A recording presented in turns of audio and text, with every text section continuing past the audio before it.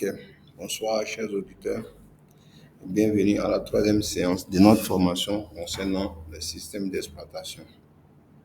Donc, la séance passée, c'est-à-dire la deuxième séance, nous avons parlé du processus de démarrage d'un système d'exploitation précisé et comment on appelle ça? Nous avons parlé du processus de démarrage d'un système informatique, précisément d'un ordinateur, un PC ici dans notre cas Express. Donc, nous avons dit que le processus était départagé en 4 étapes. La première étape, c'était la mise sous tension qui consistait tout simplement à appuyer sur le bouton d'allumage. Et la deuxième étape consistait au post, c'est-à-dire Power on Self Test, qui consiste à vérifier, à initialiser d'abord tout le matériel informatique, c'est-à-dire les disques durs, les RAM et consorts. Après initialisation, on procédait à la vérification de ces périphériques afin de savoir s'ils sont en bon état. Et après cette étape, nous passons à la recherche des périphériques de démarrage ou d'amorçage. Et la dernière étape, c'était le transfert des contrôles. Une fois les étapes précédentes sont terminées, et que le système d'exploitation est chargé en toute sécurité dans la mémoire RAM, le processus de démarrage renonce à la demande du système d'exploitation, à la commande du système d'exploitation. Le système d'exploitation procède ensuite à l'exécution de toutes les routines de démarrage préconfigurées pour définir la configuration utilisateur ou l'exécution des applications. À la fin du transfert des contrôles, l'ordinateur est prêt à être utilisé. Donc, pour dire quoi que la dernière étape du processus de démarrage d'un PC, c'est le transfert de contrôle. Donc, une fois on, on passe l'étape de la mise sous tension, le poste. Après la mise sous tension, on passe au poste qui est la vérification du matériel et après la recherche de périphériques d'amorçage. Une fois on trouve un périphérique d'amorçage, le périphérique d'amorçage peut être un disque dur, ça peut être une clé USB, tout support de sauvegarde. Une fois on trouve un système d'exploitation sur ce support et qu'il est exécutable, on exécute. Après l'exécution, le transfert de contrôle est effectué, c'est-à-dire quoi que maintenant le système d'exploitation peut être exécuté et on peut avoir au finish cet écran qui est là, c'est-à-dire l'écran de démarrage de notre système d'exploitation proprement dit. Allô? Ouais, bon. Oui, Mais ouais, le détail, c'est un autre numéro à ta reçu. d'accord, je vérifie. Ah ouais, mais c'est mon numéro, mais tout, non, en bas. J'ai compris, il n'y a pas de problème, merci. Ah, merci. Excusez pour le coup de fil. Donc, et nous rebondissons sur cet écran, c'est-à-dire l'écran tel que présent ici. Nous avons cet écran dans le cas où l'utilisateur a besoin de mettre un mot de passe. S'il n'y a pas de mot de passe à mettre, on est directement sur le bureau, c'est-à-dire il n'y a pas de vérification de l'identité ou de l'utilisateur. Donc, il n'y a pas de mot de passe à mettre ni de login. Donc, une fois nous sommes sur l'écran là, nous pouvons commencer à utiliser notre machine. Et pour ce qui est de l'utilisation de la machine, nous avons dit qu'il était possible d'utiliser la machine de deux façons. Et la première façon, on parle d'utilisation, on parle de l'utilisation de la machine. On a dit que la machine pouvait être utilisée de façon graphique ou on pouvait aussi exploiter la machine à partir des lignes de commande. Et nous avons essayé de faire quelques lignes de commande. Que la dernière fois, nous nous sommes arrêtés sur une ligne de commande qui n'avait pas exactement marché comme il se devait. Et aujourd'hui, nous allons revenir sur certaines lignes de commande. Puisque nous avons essayé d'utiliser cette ligne de commande, nous étions déjà à la fin de notre cours. Donc, la ligne de commande, je pense bien que c'était 10 parts, c'est ça, et on essayait de changer, on essayait de changer la lettre d'une partition. Et là, nous faisions quelle commande force? Nous faisions liste disque pour pouvoir voir tous les disques qui étaient disponibles sur nos machines. Ici, on voit bien qu'on a un seul disque. On a un seul disque de disponible. Et lorsque, à cette étape, nous avons installé une clé USB pour voir si cette clé allait s'afficher. OK, on installe bien la clé. OK, notre clé n'a pas de virus. Donc, on va refaire. On va lister encore les disques disponibles sur notre machine. Liste disque. Et on voit bien ici, nous avons un seul disque. Ici, c'est le disque dur de notre machine. Et là, en insérant la clé USB, nous avons deux disques maintenant, le disque 0 et le disque 1.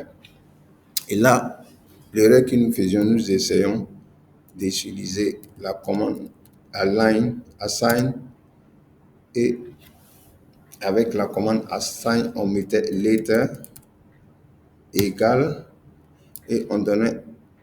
Là, il faut d'abord sélectionner un disque. Donc, on sélectionne disque. Supposons on fait select disque. Disque 1. Ici, nous avons sélectionné notre disque 1. OK. Select disque.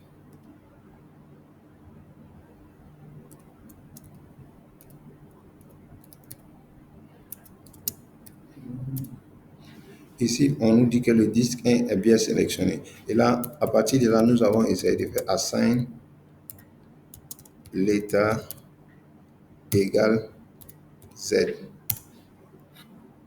Et ici, on nous disait de sélectionner un volume et réessayer à nouveau. Donc, ce qui veut dire que la commande que nous utilisons ici n'était pas correcte.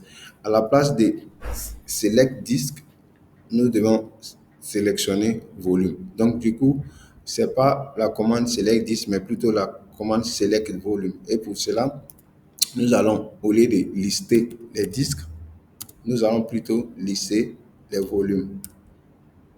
Donc, on va plutôt utiliser list volume.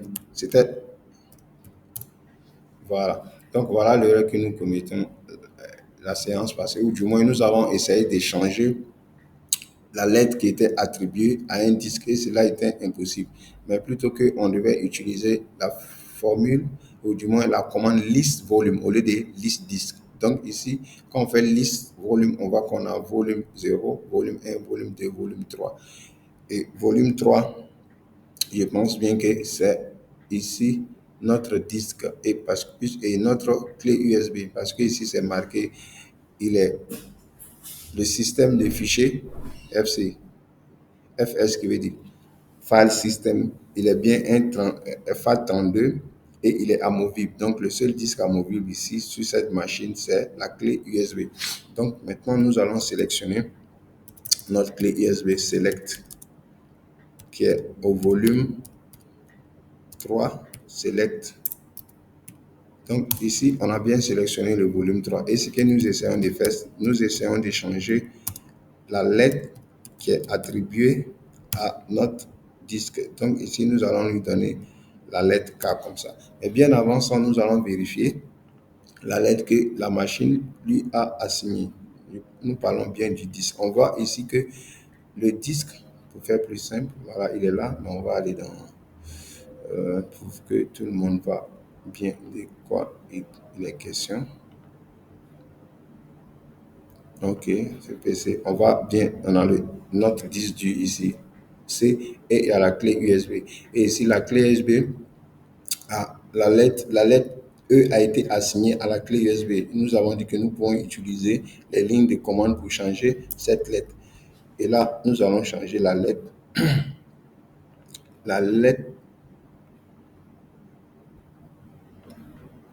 la lettre E à la lettre K. Et on voit bim, que la lettre a été changée. Tout simplement pour dire quoi? Que cette procédure pouvait être faite tout simplement de façon graphique. Donc, on va sur le disque, on va dans 10 partitions, on va assigner disque. Et là, la procédure est un peu plus longue. Donc, ici, avec quelques lignes de commande, nous pouvons changer ou du moins assigner une autre lettre au disque. C'est de la même façon que nous pouvons ici sélectionner. Il faut dire que pour faire une opération sur les disques, il faut toujours les sélectionner. Donc ici, on va toujours sélectionner notre volume 3. Volume 3. On a le volume 3 qui est sélectionné. On a d'autres fonctionnalités qu'on peut utiliser. Suppose, par exemple, si nous voulons nettoyer le disque là, il suffit de faire clean, on va effacer toutes les informations qui sont sur le disque, c'est-à-dire formater le disque. Ici, nous avons tout simplement changé. Nous avons tout simplement changé la lettre qui a été assignée au disque. Il faut comprendre tout simplement qu'au branchement, c'est-à-dire une fois un périphérique de stockage ici, comme les disques durs et lecteurs, et les disques durs, les lecteurs externes et les DVD et les disques externes, une fois connecté à un système informatique, précisément un ordinateur ici, l'ordinateur assigne des lettres à ces disques. Ici, nous avons le disque C qui est toujours, qui représente le disque principal. Et à côté de ce disque, tous les autres disques qui seront connectés, c'est-à-dire les disques du externe, les clés USB, tout support de stockage devrait avoir une lettre. Et l'ordinateur assigne une lettre de façon automatique à ces différents équipements. Et nous pouvons changer ces lettres-là à partir de la commande, la ligne de commande. Donc, nous avons également la commande ls que tout le monde connaît qui permet de nettoyer notre machine. OK. Donc, ici, nous avons d'autres fonctionnalités que nous allons ici voir. Ici, on avait vu la fonction assign.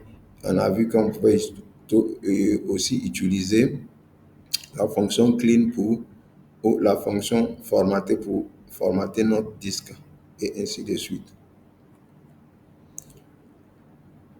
OK. Donc, nous allons peut-être sortir de notre disque partition parce que si nous étions sur les différentes partitions des disques, donc nous revenons sur le système 32 et on va faire un ls pour nettoyer notre bureau. Donc ici, on voit bien que la commande ls permet de nettoyer notre fenêtre. Donc, nous allons continuer avec de nouvelles lignes de commande. Maintenant, la prochaine ligne de commande que nous allons voir est une ligne de commande qui est utilisée pour effectuer certaines opérations sur les systèmes d'exploitation. Ici, par exemple, si nous voulons voir l'état de notre batterie ou du moins les différentes recharges et tout ce qui concerne les informations particulières concernant la consommation en énergie, précisément la batterie, nous pouvons faire la commande suivante: power CFG pour config, OK, slash battery, battery report. Donc, on va faire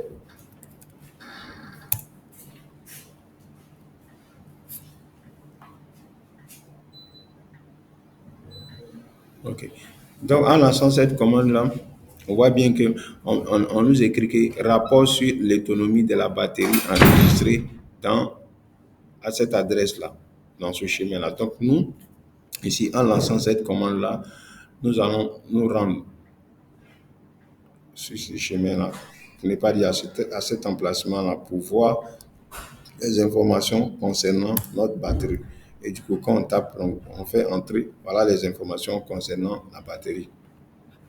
On nous a donné ici un fichier HTML qui donne toutes les informations concernant la batterie. Ici, il y a d'autres informations même concernant notre système. Ici, on voit le nom de l'ordinateur, qui est bien le nouveau 24, le système, product name, le nom de la machine, pour ne pas dire le nom et le modèle, la machine, la référence de notre BIOS et la date de BIOS, le OS build, peut-être ici, on a le build du système d'exploitation qui est bien énuméré ici avec un AMD release, la date de mise en service et tout. Et on dit quoi ici, on dit qu'on on a une plateforme et ainsi de suite. Connexion standard, donc il y a beaucoup plus d'informations concernant la batterie et l'ordinateur lui-même.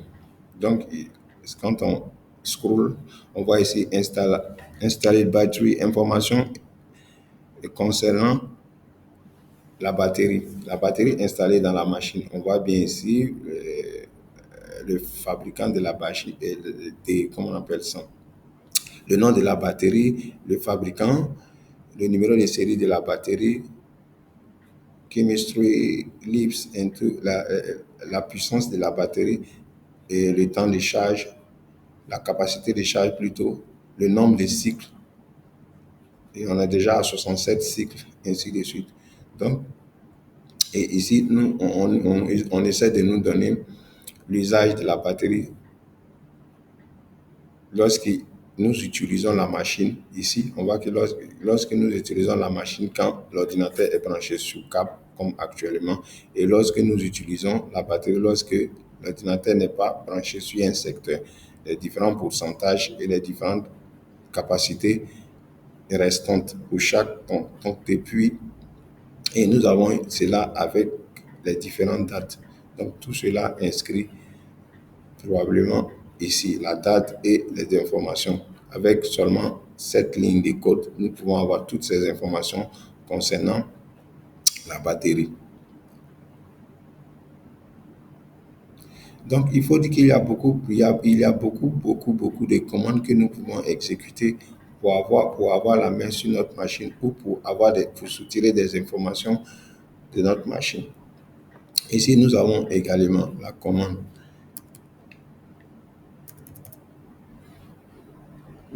get name, non get, on a dit get name, got mark underscore v. Ici, cette commande nous donne les références. Ici, le nom de notre carte réseau. Ici, l'adresse physique, c'est bien l'adresse MAC, le nom du transport, connecté, déconnecté, ainsi de suite. Donc ici, on voit qu'on a, on a deux cartes réseau ici. On a la carte réseau Ethernet, c'est-à-dire le RJ45, avec le nom de réseau ici, Rectel PCL Express. C'est ça, PCI Express GB. Et ici, c'est l'adresse MAC de nos ports Ethernet ici. Et on a une carte Wi-Fi aussi, Mediatek Wi-Fi, avec l'adresse MAC suivante. Donc, comme l'ordinateur n'est pas connecté actuellement, sur aucun réseau, c'est pour cela que nous n'avons pas d'adresse ici. Sinon, ici, on peut avoir des adresses, puisque le support est déconnecté. Cela sous-entend qu'actuellement, notre ordinateur n'est pas branché à aucun réseau, ni le Wi-Fi, ni le réseau filière. Allô? Oui. Ouais, bonsoir, comment vous allez? Oh, oui. Oh, ok, je vais vous rappeler. Actuellement, je suis en train de travailler, quoi. Je vais vous rappeler, je vais régler le problème tout à l'heure, là. C'est compris? Je vais régler le problème tout à l'heure. Donnez-moi un peu de temps, ok? Oh, merci. C'est coupé, non? D'accord, je vais régler ça. Donnez-moi un peu de temps. Je vous rappelle.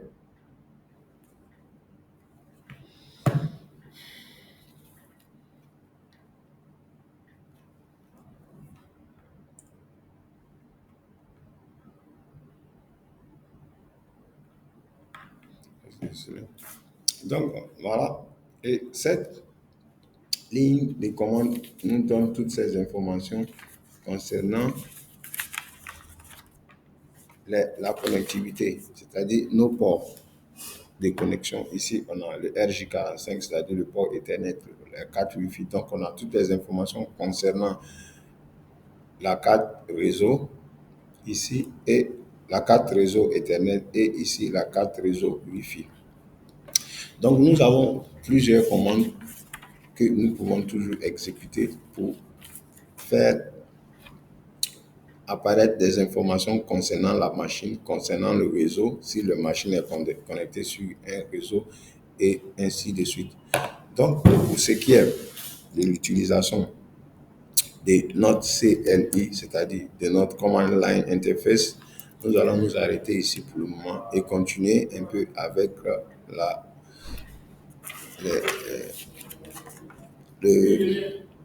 et pour continuer un peu avec notre système d'exploitation proprement dit. Donc, pour la séance d'aujourd'hui, nous allons parler du système de fichiers, file system, ça, des partitions, de gestion des systèmes de fichiers, des notions de fichiers. Donc aujourd'hui, la séance d'aujourd'hui va porter sur le système de fichiers, les partitionnements, la gestion des systèmes de fichiers et les notions de fichiers. Ok. Donc on va aller enregistrer.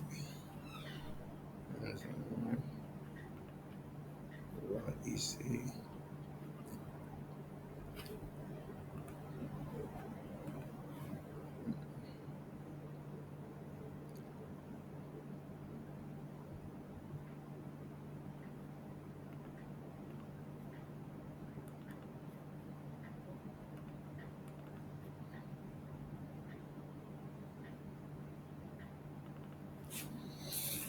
Ok. Donc, comme je le disais tantôt, aujourd'hui, nous allons parler des systèmes de fichiers. En anglais, file system. Donc, c'est quoi un système de fichiers? Ici, un système de fichiers définit l'organisation d'un disque ou d'une partition de disque, c'est-à-dire la structure c'est-à-dire une structure de données permettant de stocker, les informations et de les organiser dans des fichiers, ce que l'on appelle des mémoires secondaires, c'est-à-dire les disques durs, les CD-ROM et clés. Un système de fichiers offre à l'utilisateur une vue abstraite sur ces données et permet de les localiser à partir d'un chemin d'accès. Le fichier est la plus petite entité logique de stockage d'un disque. Le formatage ou action de formater prépare un support de stockage et prépare un support de données de stockage à y installer un système de fichiers. Donc, de façon générale, comment est-ce qu'on peut définir un système de fichiers? Le système de fichiers ici, comme on l'a dit, c'est tout simplement la façon dont les données sont organisées, ou du moins les données sont organisées pour être enregistrées sur un disque de stockage, c'est-à-dire sur un support de stockage. Donc, nous pouvons dire qu'un fichier, de façon générale, on peut dire quoi? Qu'un fichier informatique est une unité informationnelle physique stockée sur un support de masse permanente, comme sur un disque dur. Donc, je réponds, ici, on dit quoi? Que un fichier informatique est une unité informationnelle physiquement stockée sur un support de masse, c'est-à-dire sur un disque dur, une clé USB, bref, sur un support de masse ou un support de stockage. Un fichier a généralement comme attribut son nom, son chemin d'accès, sa taille, exprimée en octets, la date de création, la date de modification. Donc, l'ensemble de tous ces éléments est appelé metadata, c'est ça? Donc, de façon générale, on peut dire que le fichier est caractérisé, un fichier est caractérisé par son nom, par le chemin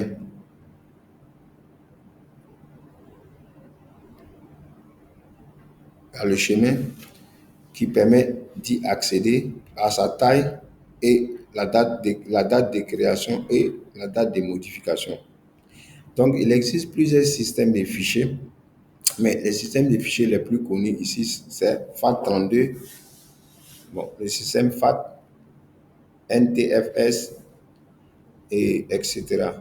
Donc, on a les fichiers d'extension aussi qui sont utilisés sur Linux. Sur Windows, nous avons FAT32, NTFS et les autres qui vont avec. Donc, ici, de façon générale, qu'est-ce qu'il faut comprendre? Pour faire plus simple, il faut comprendre que le système de fichiers, c'est tout simplement la façon dont les fichiers sont organisés sur un disque dur. Donc, chaque disque, ou du moins chaque système d'exploitation, a son système de fichiers. Et chaque disque ou support de stockage a son système de fichiers.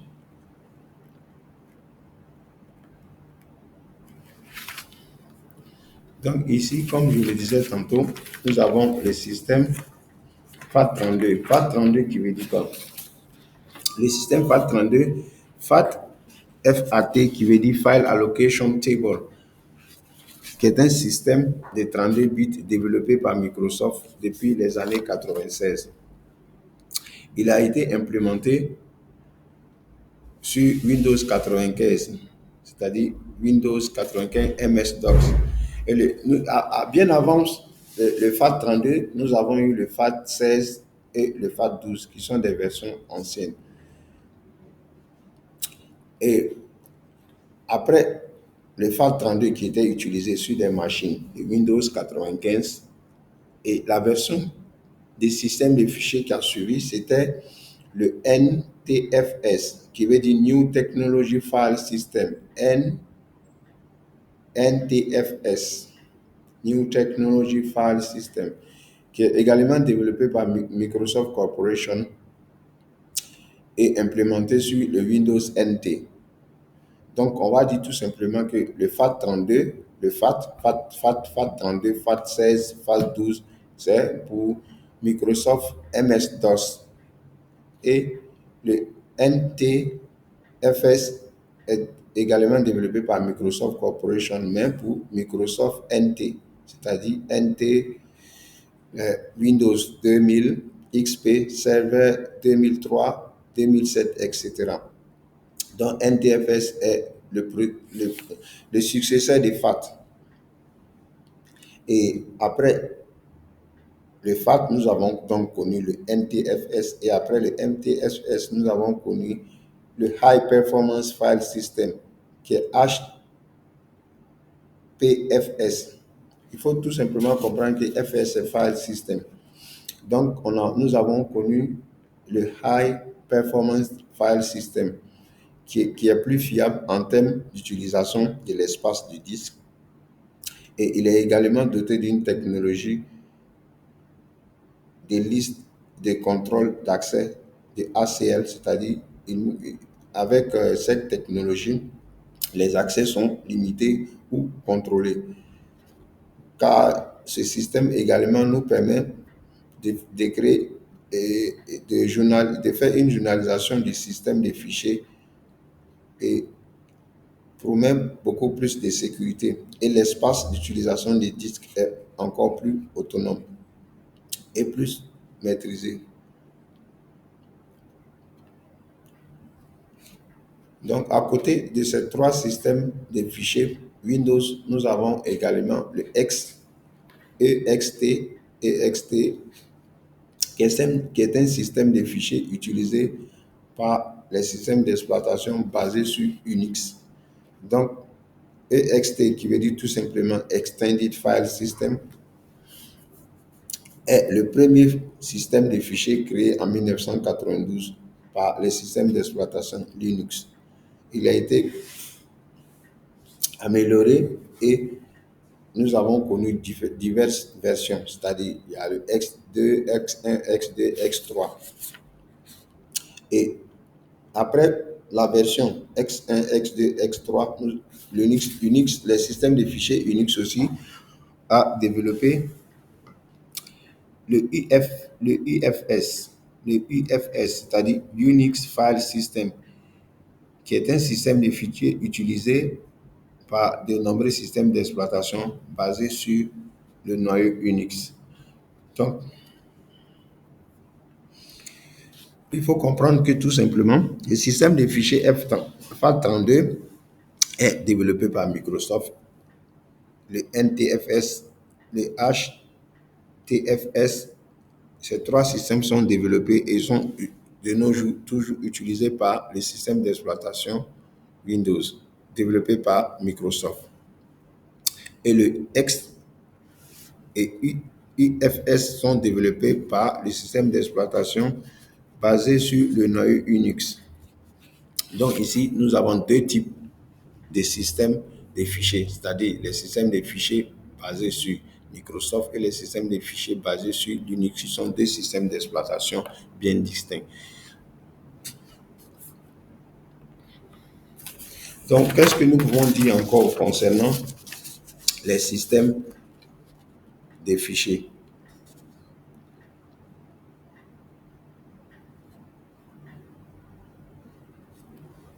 Donc, comme on le disait tout à l'heure, la caractéristique principale d'un système de fichiers, ce sont les métadonnées, donc les métadatas ici, qui sont quoi? Le nom du fichier, le chemin d'accès, la taille du fichier mesurée en octets, la date de création et la dernière date de modification. Donc, tout fichier est caractérisé par ces différents éléments que nous appelons les métadonnées. OK. Donc, après le système du fichier, nous allons maintenant parler de partitionnement. C'est quoi le partitionnement? Le partitionnement est le fait de fragmenter un disque en plusieurs disques virtuels ou logiciels. Donc, le partitionnement est un fractionnement d'un disque du réel, c'est-à-dire matériel, en plusieurs disques virtuels, entre parenthèses, logiciels. Chaque partition possède donc son système de fichiers qui permet de stocker ensuite les données. Donc, il faut comprendre tout simplement que les fichiers sont enregistrés en fonction de leur système de fichiers, comme le nom l'indique. C'est le système de fichiers qui nous permet de savoir comment est-ce que le fichier est organisé ou comment est-ce qu'il est enregistré sur un disque. Et chaque disque a un système de fichiers. Donc, un disque qui est censé recevoir des informations a un système de fichiers, donc un type de fichier qu'il est censé recevoir. Donc, nous parlons toujours de partitionnement. On a dit que le partitionnement est un fractionnement d'un disque réel, c'est-à-dire un disque réel matériel en plusieurs disques virtuels. Et chaque partition possède un système de fichiers. Okay.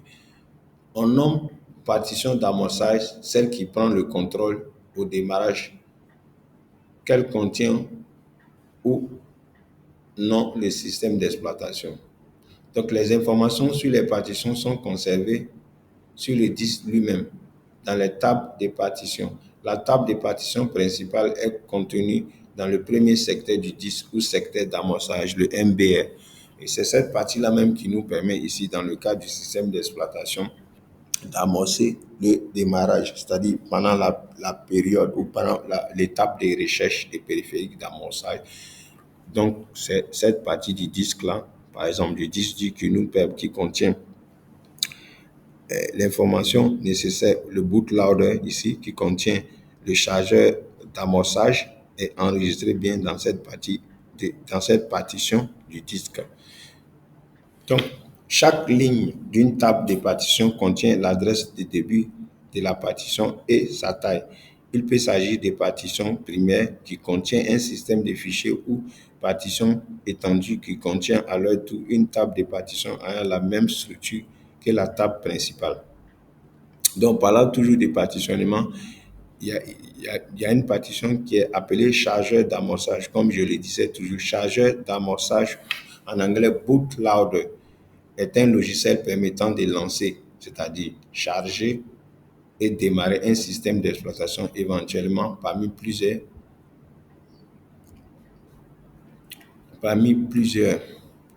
multiboots. C'est ça. Donc ici, il faut comprendre tout simplement que le disque peut être fractionné en plusieurs disques virtuels et chaque partition est appelée et chaque fractionnement est appelé disque virtuel ou partition. C'est ça? Donc, on prend un disque entier, on le fractionne en plusieurs petits disques, c'est-à-dire, c'est comme si on morcelait le disque et chaque morcellement a son système de fichiers.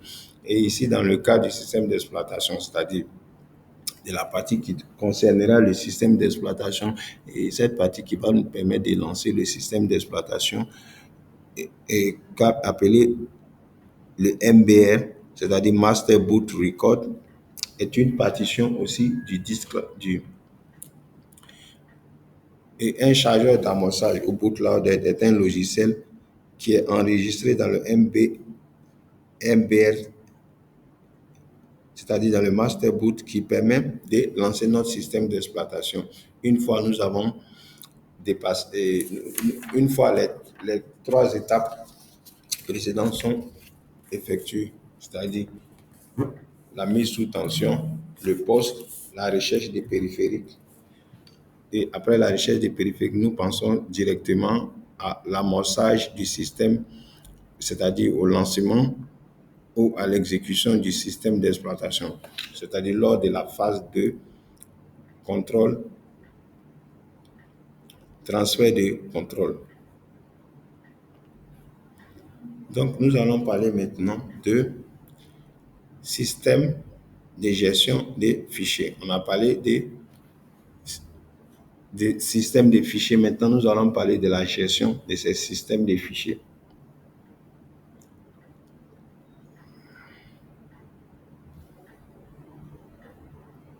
Donc, ici, gestion des systèmes de fichiers. Système de gestion des fichiers. Système de gestion des fichiers. SGF. Le système de gestion des fichiers assure plusieurs fonctionnalités. Donc ici, comme on le disait tantôt, le système des fichiers, c'est l'organisation, ou du moins la façon dont les fichiers sont enregistrés sur un support magnétique, sur un support de stockage, pas magnétique, pas forcément magnétique, sur un support de stockage. Donc, la façon dont ce système gère les fichiers enregistrés est appelé gestion des fichiers. Donc, le système de gestion des fichiers assure plusieurs fonctionnalités telles que la manipulation des fichiers, l'allocation de la place, c'est-à-dire le système de gestion des fichiers alloue à chaque fichier de l'espace, bien sûr, sur le disque sur le support de stockage. Donc, ce même système de gestion des fichiers localise les fichiers enregistrés, gère la sécurité et le contrôle des fichiers et encore autorise l'accès à ces fichiers.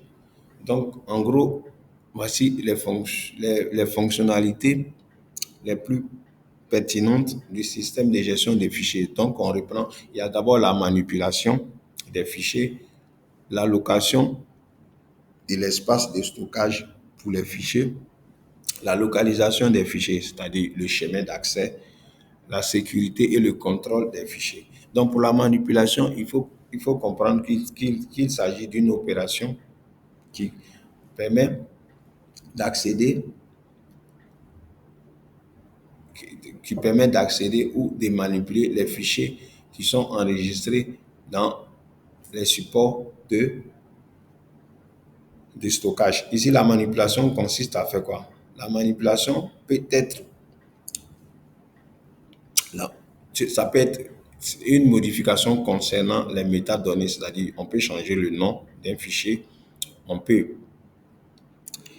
comment on appelle ça, supprimer un fichier, on peut faire d'autres opérations concernant le fichier. Donc, la manipulation, les opérations sont définies pour permettre la manipulation des fichiers par des programmes d'application. Ici, la manipulation, comme on le dit, c'est juste, ça peut être une modification, c'est ça.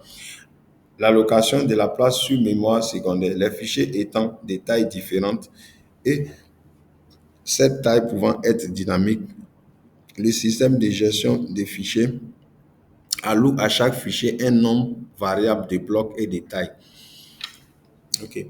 Pour ce qui est de la localisation des fichiers, il est nécessaire de pouvoir identifier et trouver les données. Pour cela, chaque fichier possède un ensemble d'informations descriptives regroupées dans un descripteur de fichiers.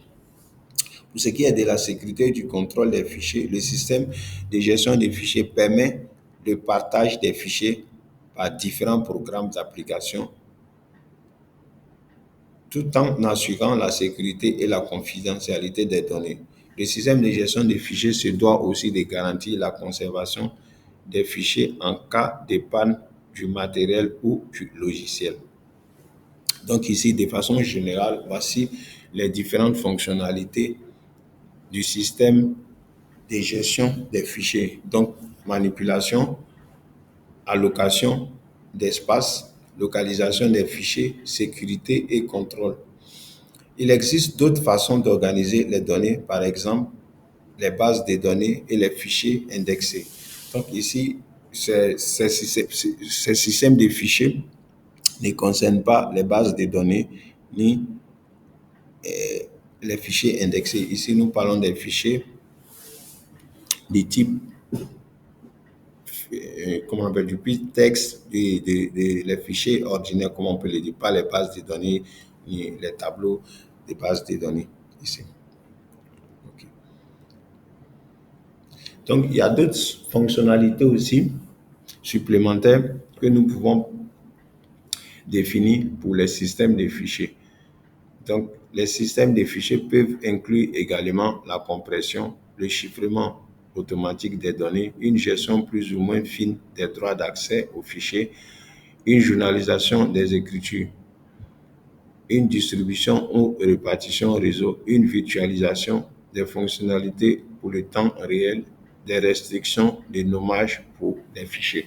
Donc ici, à côté de ces fonctionnalités que nous avons énumérées ici, c'est-à-dire la manipulation des fichiers, l'allocation d'espace pour la sauvegarde des fichiers, la localisation des fichiers, c'est-à-dire les chemins d'accès, la sécurité et le contrôle des fichiers. Il faut dire également que la compression, le chiffrement, la gestion, la journalisation, la distribution, la virtualisation, la restriction des nommages des fichiers sont également gérés par le système de fichiers. Donc ici, la compression, on sait bien ce que c'est que la compression. La compression, c'est le fait de regrouper plusieurs fichiers en un seul fichier. Ça, on a une dizaine de fichiers, on n'a pas envie d'envoyer les 10 fichiers à la fois. On peut les regrouper en les compressant en un fichier zip, ou en d'autres formats de compression avant de les envoyer. Le chiffrement, c'est juste le codage du fichier, c'est-à-dire on code, il y a plusieurs méthodes de chiffrement. Donc ici, le chiffrement, c'est juste l'encodage, encoder le message ou coder ici le fichier. Et une gestion plus ou moins fine des droits d'accès. Donc ici, il faut dire que le droit d'accès, c'est, comme on le dit, sur un ordinateur, on peut avoir plusieurs utilisateurs. Et un utilisateur peut définir, ou du moins peut déterminer qui peut accéder à un fichier donné. Donc, ici, l'utilisateur, c'est le propriétaire du fichier. Donc, quelqu'un peut créer un fichier sur un ordinateur. Si vous vous connectez, supposons que ce fichier soit dans un réseau, il peut définir qui peut accéder au fichier et qui ne peut pas y accéder. Donc ça, c'est le droit d'accès. Et qui peut accéder. Et quand vous accédez au fichier, quels sont les droits que nous vous attribuons? C'est-à-dire quoi? Vous avez quoi? Droit de lecture, droit d'édition. Donc ici, en général, les droits, c'est quoi? C'est qu'on a la possibilité de modifier le fichier à quoi nous avons accès. Nous pouvons le supprimer, comme nous pouvons tout simplement le lire. Donc, ça va dépendre des droits d'écriture, de lecture ou des sauvegardes, des modifications ici. Donc, tout dépendra du propriétaire. C'est le propriétaire qui définira les droits d'accès au fichier, comme s'il peut faire un accès exclusif. Seul le propriétaire a accès au fichier. Donc, c'est le système de gestion des fichiers aussi qui gère les accès des fichiers.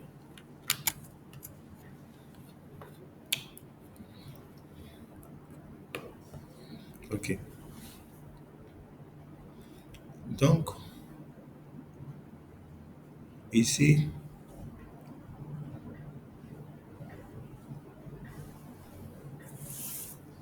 quand nous avons parlé de file system, c'est-à-dire système de fichiers de partitionnement, de gestion des systèmes de fichiers, de fonctionnalités supplémentaires, nous allons maintenant parler de notion de fichier. C'est vrai que nous avons défini de façon générale ce que c'est qu'un fichier, mais de façon plus succincte, nous allons dire c'est quoi le fichier.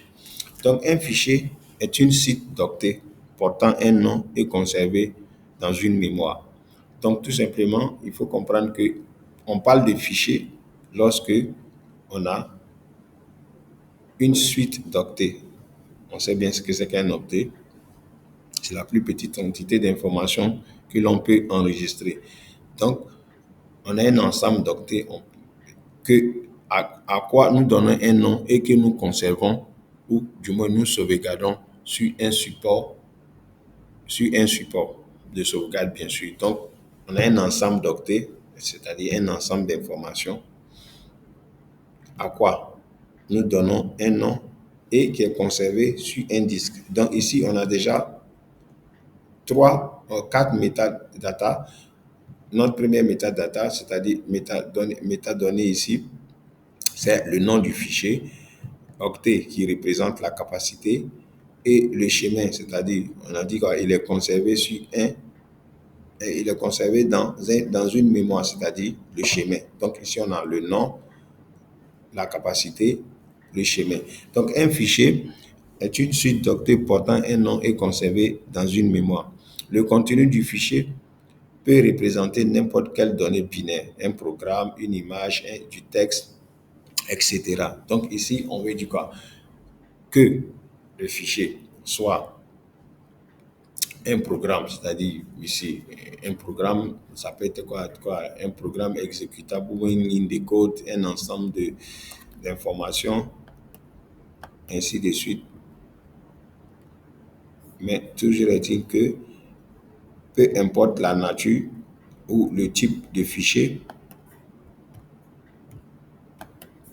peu importe le type de fichier, nous avons ici, peu importe, oh, ma machine est bloquée.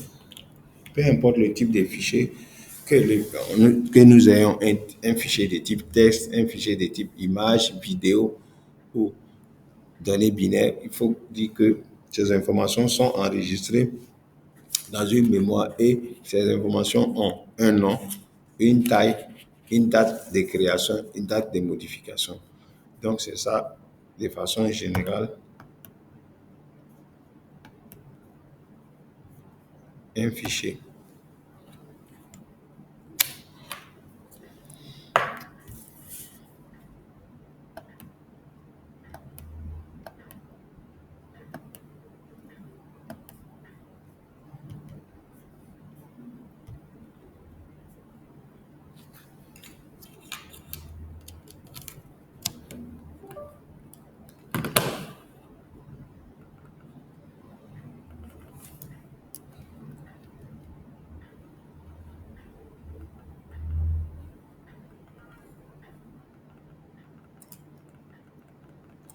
On a l'ordinateur qui plante.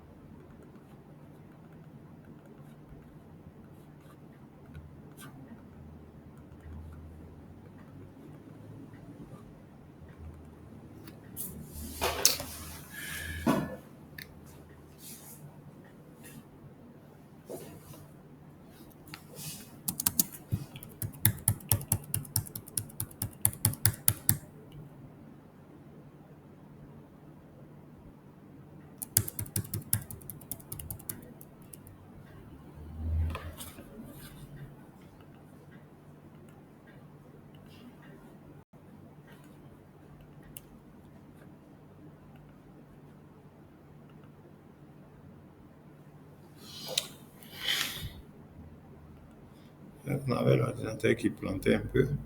Donc, on continue. Excusez. La machine qui plantait un peu. OK, je pense que nous sommes de nouveau en ligne. OK. Donc, nous parlons tout à l'heure de notion de fichier.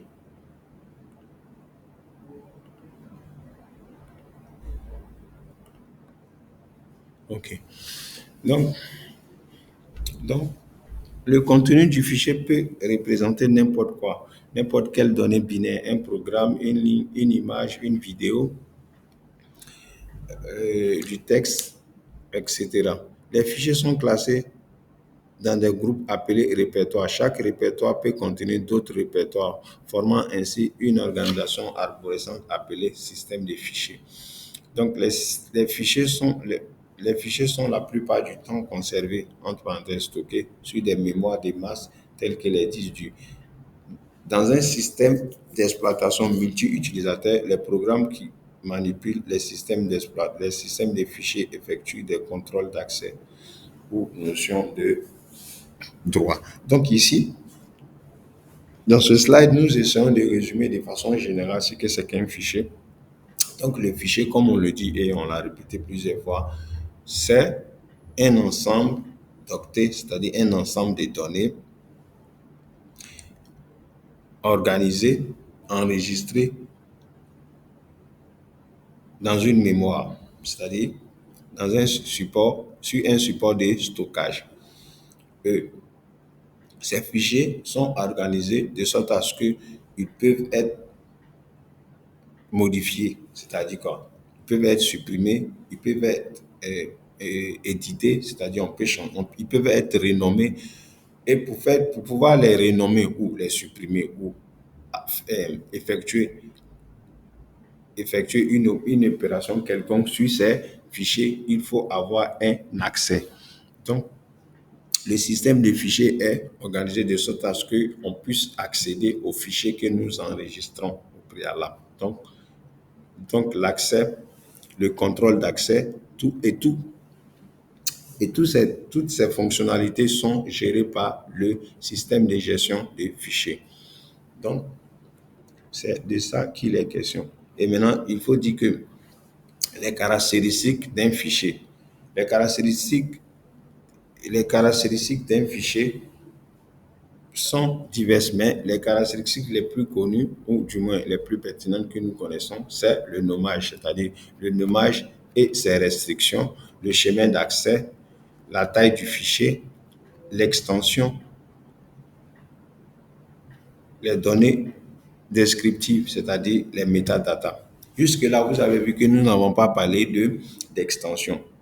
Mais de façon générale, l'extension, c'est juste cette partie, c'est-à-dire dans le nom du fichier, quand on prend un fichier, par exemple, quand je prends ce fichier, le nom c'est séance 3, entre parenthèses, un point PPTX.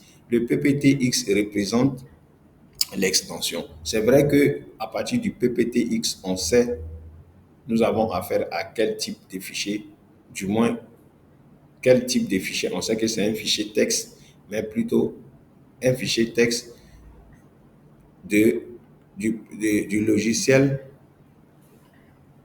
de la suite Microsoft Office, précisément PowerPoint. Donc l'extension, de façon générale, nous permet de déterminer l'origine de notre fichier, ou du moins le programme qui permet de l'exécuter, ou l'application qui permet de l'exécuter. Donc ici, ce programme PPTX, on sait PPTX est un fichier PowerPoint. Si ici nous avons doc, on sait que c'est un document exécutable par Microsoft Word. Donc l'extension nous permet de définir le suffixe après le point, permet de définir la nature de notre fichier, la nature du contenu, bien sûr. Donc ici, la taille du fichier, on sait qu'il est exprimé en octets. Il nous donne la taille physique ou l'espace occupé par ce fichier sur notre disque ou notre espace de stockage. Donc le nommage, on a dit qu'il y a des restrictions. Pourquoi? Parce que dans le système des fichiers, peut-être que quand nous essayons d'enregistrer un fichier, c'est-à-dire quand nous essayons de nommer un fichier, quand nous essayons d'enregistrer un fichier, la première chose qu'on nous demande, c'est de lui donner un nom. Après avoir donné le nom, l'extension, il est automatique. Après avoir donné un nom, on nous demande le chemin, c'est-à-dire le support sur lequel nous voulons enregistrer notre fichier. Et après avoir choisi le chemin, nous cliquons sur un bouton OK sur l'interface graphique, bien sûr, pour sauvegarder notre fichier dans un emplacement bien déterminé. Donc ici, le nommage a ses restrictions. Les restrictions, c'est quoi ici? Il y a certains caractères qui ne sont pas autorisés dans le nommage d'un fichier. Peut-être que vous pouvez enregistrer un fichier Word, mais quand vous essayez de mettre les slash ou des anti-slash, il peut s'avérer impossible de mettre un nom de fichier avec certains caractères spéciaux. Donc ça, c'est la restriction concernant le nommage. Le chemin d'accès est une formule qui sert à indiquer l'emplacement où se trouve un fichier dans l'arborescence du système de fichiers. La syntaxe diffère d'un système d'exploitation à un autre. Donc, tout simplement, il faut savoir que l'arborescence du système de fichiers Linux est différente de l'arborescence du système de fichiers Windows et vice-versa. Donc, le chemin d'accès, c'est juste l'emplacement où se trouve notre fichier dans notre support de stockage. OK.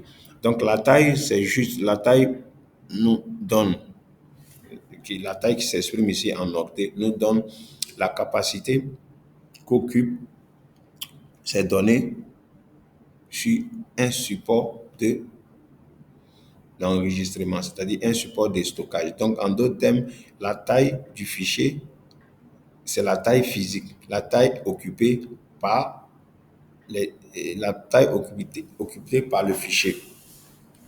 Donc, la taille du fichier indique la quantité d'informations conservées, exprimée en octets, en sachant que la taille physique réellement occupée est légèrement supérieure à la taille du fichier en raison de l'utilisation des blocs d'allocation et des tailles. Non, ici, on essaie de nous dire tout simplement que la taille que on nous dit que le fichier est censé occuper, il peut être légèrement supérieur que ça parce que à cause de certaines informations supplémentaires que le fichier même a besoin pour pouvoir être exécuté.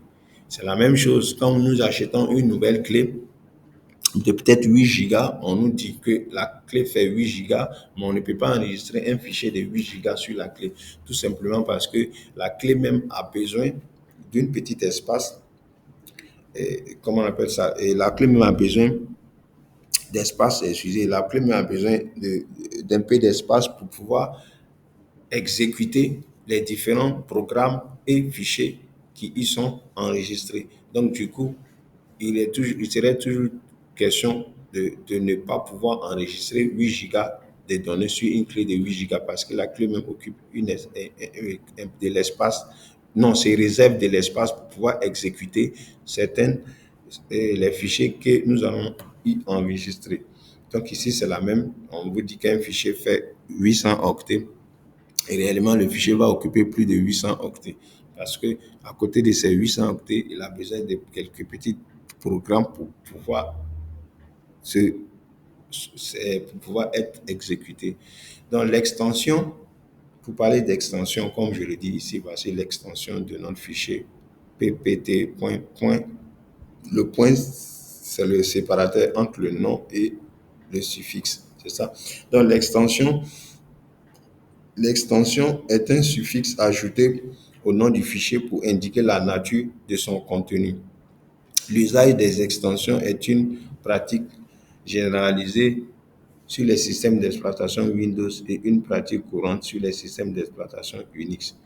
Donc, les données descriptives, la date de création, de modification, le propriétaire du fichier ainsi que les droits d'accès. Donc, tout, merci, en gros, les caractéristiques d'un fichier. Donc, les caractéristiques d'un fichier, il y a le nom, le chemin d'accès, la taille, l'extension ici et les données descriptives. Les données descriptives qu'on appelle également les métadonnées ou métadata, c'est ça. Les métadata, c'est quoi? La date de création du fichier, la date de dernière modification, le nom du propriétaire du fichier, ainsi que les droits d'accès. Pour les droits d'accès, nous avons déjà expliqué ce que c'est que les droits d'accès et ainsi de suite. Donc, sur ce, nous allons prendre une petite pause et revenir pour continuer.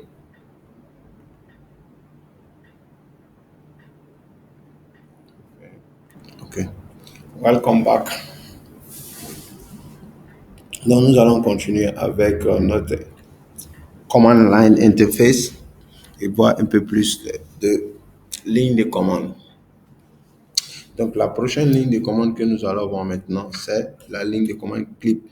Clip qui nous permet de copier le contenu de notre terminal ici. Donc, ce qui veut dire que nous pouvons exécuter n'importe quelle ligne de commande et à la fin, nous mettons clip qui va permettre de copier le presse-papier, tout simplement. Donc, ma commande préférée, c'est bien info système. OK, je fais info système.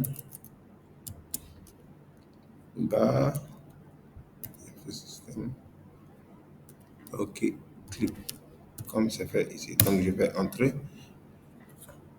Donc, ici, j'ai déjà les informations concernant Infosystème, mais ces informations ne s'affichent pas ici tout simplement parce que je les ai copiées dans le presse-papier. Et pour voir ce que j'ai copié, j'ouvre tout simplement Notepad et je fais un CTRL-V. Boum, toutes les informations sont là. Donc ici, la commande clip peut être importante lorsque nous voulons exécuter une ligne de commande comme celle-ci, ou bien un list D et effectuer, au lieu de venir effectuer, lancer la ligne de commande et essayer de copier comme ça, nous pouvons tout simplement utiliser la commande line et la commande line clip qui va nous permettre de copier tout simplement notre répertoire. Donc, on voit bien que ici, c'est la même chose. Donc, au lieu de copier, nous pouvons copier la commande au moment de l'exécution. Donc, à côté de cette commande clip, nous avons la commande qui nous permet de voir notre système de fichiers. Comme aujourd'hui, nous avons vu le système de fichiers. On a dit qu'il y avait le système de fichiers FAT. Il y avait le système de fichiers. Nous avons vu les différents systèmes de fichiers et on a vu qu'il y avait FAT, il y avait ext1, 2 et 3 et d'autres systèmes de fichiers. Donc ici, nous allons vérifier le système de fichiers de notre disque. Et pour faire cela, nous allons faire check disk, check. Nous allons utiliser la commande check pour CHK, disque pour DSK,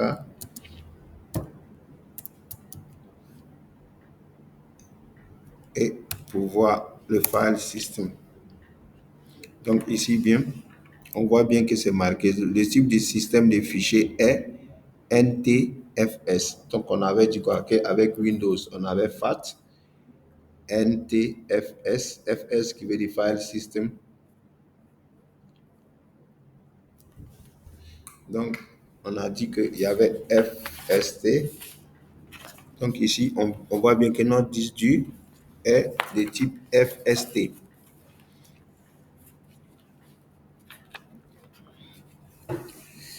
Ok, donc ici, on voit qu'il y a une question qui se pose à nous. Chaque disque ne peut pas exécuter parce que le volume est utilisé. Donc, voulez-vous que ce volume soit vérifié au prochain redémarrage? Non, on n'a pas besoin de vérifier. Donc, on prend O, tout simplement. Ok, on voulait juste voir le système de fichiers qui était rattaché à notre disque. Donc, cette ligne de commande check permet de faire une vérification, mais ici, on fait la vérification du système de fichiers. Et qu'est-ce qui va se passer si nous lançons tout simplement check disk? OK. On voit que quand on lance check disk, tout simplement, il permet de vérifier notre disque. Et à la fin, on aura des informations concernant notre disque. Mais la première commande que nous avons lancée permet de vérifier le système de fichiers.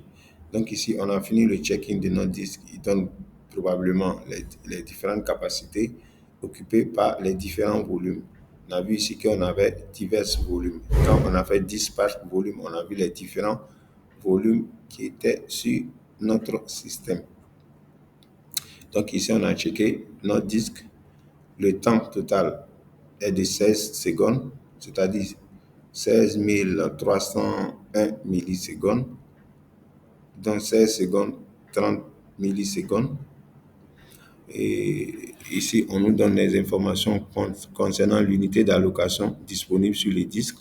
Donc, la capacité est restante sur laquelle on peut enregistrer des informations. On a la capacité allouée, donc la capacité disponible, la capacité utilisée et toutes les informations concernant le stockage. Donc, il faut retenir tout simplement que check disk permet de vérifier notre disque et check disk avec l'attribut F permet de retourner ou du moins de nous donner le système des fichiers. Et ici, on a bien vu que notre système de fichiers, le système de fichiers de notre disque était bien STF, c'est ça? STFS. FTFS qui est bien marqué ici, qui veut dire New Technology File System. Okay, on a déjà vu. Donc, nous allons essayer de nettoyer un peu notre disque et notre terminal avec la commande LCS qui veut dire Clean. Donc, on a nettoyé un peu le terminal. On va continuer avec les différentes commandes que nous avons à notre disposition. Donc ici, nous avons une commande aussi qui est très importante qui permet de vérifier le task list. C'est-à-dire quoi? Ça nous permet de déterminer les tâches qui sont en cours d'exécution. Donc nous allons lancer ce petit script qui va nous permettre. On a dit quoi? Task list, find string. OK.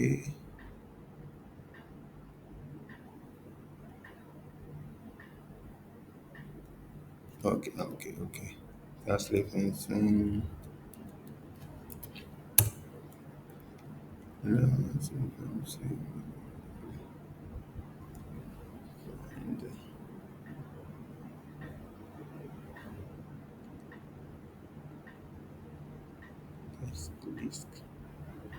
Find str string. Ici, c'est la même chose comme si on faisait Windows D et on venait voir le gestionnaire des tâches ici. Mais la commande, ok. En principe, c'est ce gestionnaire que nous devons ouvrir si nous lançons cette commande-là. Erreur, argument ou option non valide. Find STR.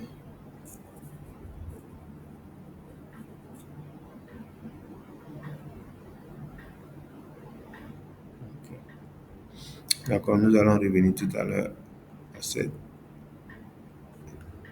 aux tâches, les différentes tâches qui sont en cours d'exécution ici. Donc, yes. Après cette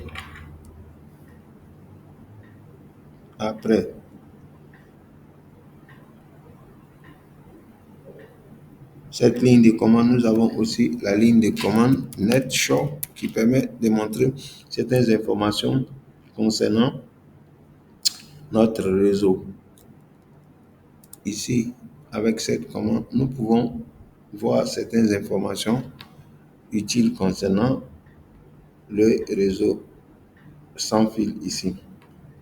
Ici, nous ne sommes pas connectés, mais nous allons essayer avec cette commande de voir si la machine nous permet d'essayer de... On va essayer de désactiver notre Windows Defender. On voit bien que souvent quand nous essayons, ok, on voit bien que la commande est exécutée sans problème. Et ça, tout simplement, cette commande nous permet de désactiver notre Windows Defender, notre firewall ici, Windows Defender, Windows Security.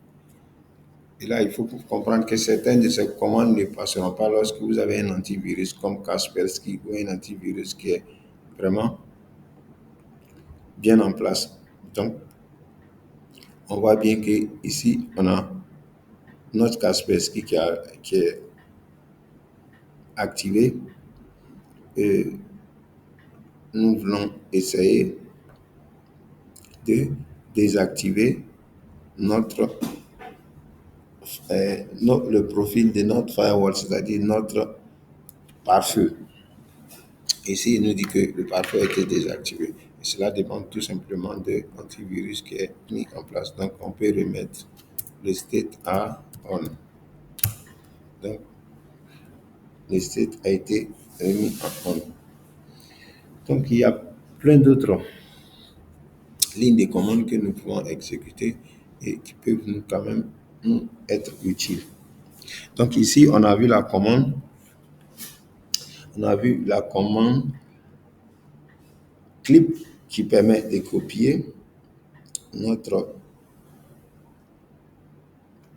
presse-papier. On a vu la commande check disque qui permet de checker, comme son nom l'indique, notre disque en déterminant la capacité restante et la capacité occupée et plein d'autres informations.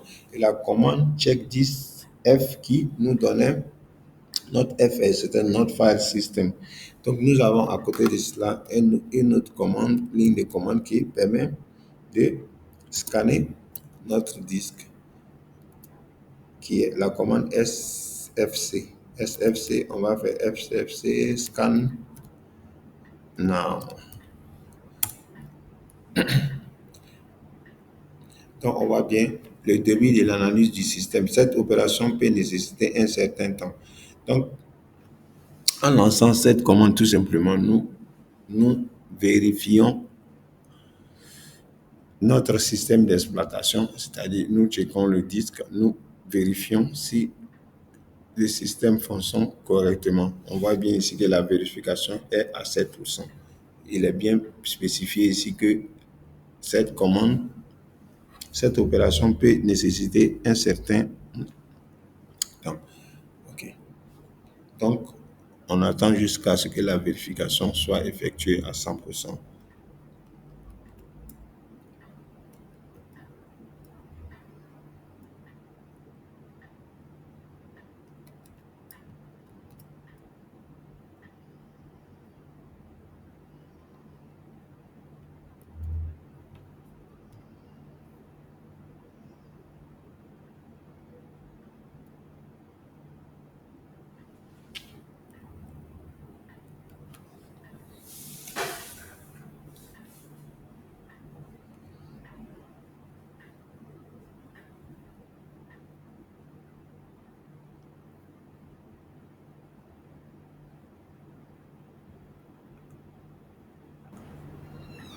Ok,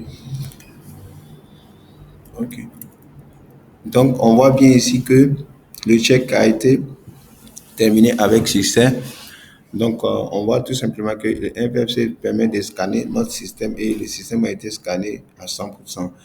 On nous informe que la protection des ressources Windows a été détectée par des fichiers corrompus et on les a séparés. Donc ici, c'est comme si vous scannez pour voir s'il y a des dysfonctionnements au niveau de votre disque ou au niveau de votre système. Donc après exécution de la commande SFC, Scan Now, on a vérifié notre disque. Et à côté de tout cela, nous avons aussi une commande qui est très importante, qui peut être utile lorsque nous voulons installer nous voulons installer le système d'exploitation. C'est ça? Pour installer le système d'exploitation, en général, nous avons besoin d'intégrer le BIOS et nous pouvons créer un fichier ou un raccourci qui va nous permettre de faire cela. Ou à partir de notre commande line ici, nous pouvons exécuter la commande que nous allons effectuer tout à l'heure pour rentrer dans le BIOS. Mais bien avant cela, nous avons une autre commande concernant le NetShow qui permet le NetShow WLAN, le Wi-Fi qui show WLAN report.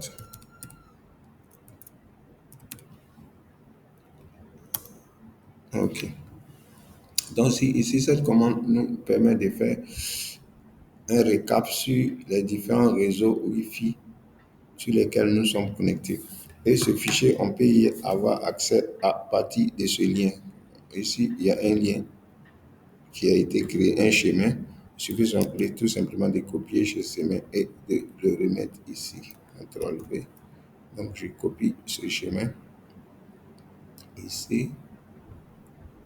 CTRL C. CTRL V et on y accède. Bon, voici le WLAN report. Donc, nous avons toutes les informations concernant le réseau Wi-Fi sur lequel cet ordinateur nommé ThinkPad 23 qui se trouve dans le domaine Lenovo 24, le DNSN. Actuellement, il faut préciser que nous ne sommes pas connectés. Donc, il y a toutes les informations concernant l'équipement et les différents réseaux Wi-Fi sur lesquels il s'est déjà connecté. Donc, il suffit de faire la commande WLAN. Il suffit de faire netshow et netshow WLAN show WLAN report pour voir, pour faire une interrogation sur les événements du WLAN qui est le Wireless Local Area Network, c'est-à-dire le Wi-Fi. Donc, on a toutes les informations concernant le Wi-Fi qui nous est fourni ici sous forme de documents HTML. Donc, voici le document ici.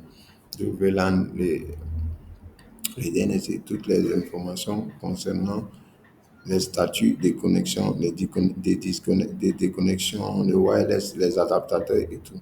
Donc, c'est une commande qui est très importante pour avoir des informations concernant les adaptateurs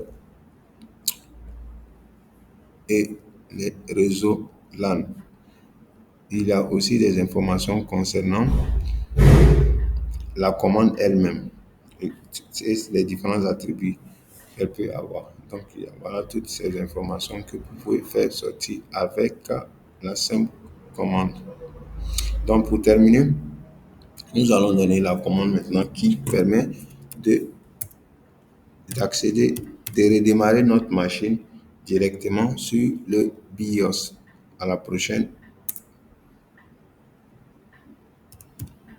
au prochain redémarrage, comme on peut le dire. Donc, il suffit d'utiliser shutdown /r/ fw/f/t/t/0. OK. Donc, si nous lançons cette commande, elle va permettre tout simplement de redémarrer la machine et de l'orienter sur le BIOS qui peut être aussi accédé selon la machine que nous exploitons, c'est-à-dire pour certaines machines, c'est au démarrage, nous appuyons sur la touche échappe, pour d'autres, c'est la touche F2, la touche F4 et ainsi de suite.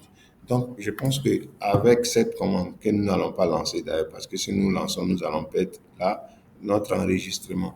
Donc ici, qu'est-ce qu'il faut faire pour éviter, ou du moins pour ne pas à chaque fois redémarrer, parce que le plus souvent, nous essayons de redémarrer pour pouvoir tomber sur le BIOS. Pour éviter de faire cela, nous pouvons tout simplement créer un raccourci avec ce fichier, ou du moins un fichier avec l'extension BAT, un fichier BAT, c'est-à-dire un fichier comme celui-ci, où j'ai un fichier BAT ici sur le bureau. Il est où? Ah, ok, le voilà, un fichier de ce type avec l'extension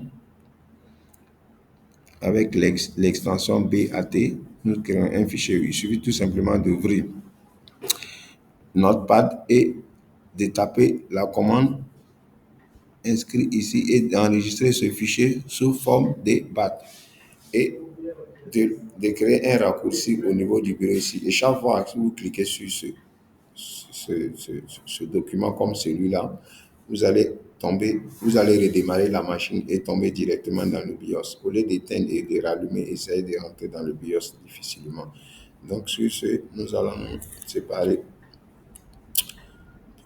Sur ce, nous allons mettre fin à la séance d'aujourd'hui et on se verra très certainement demain. Et bonne soirée à tous.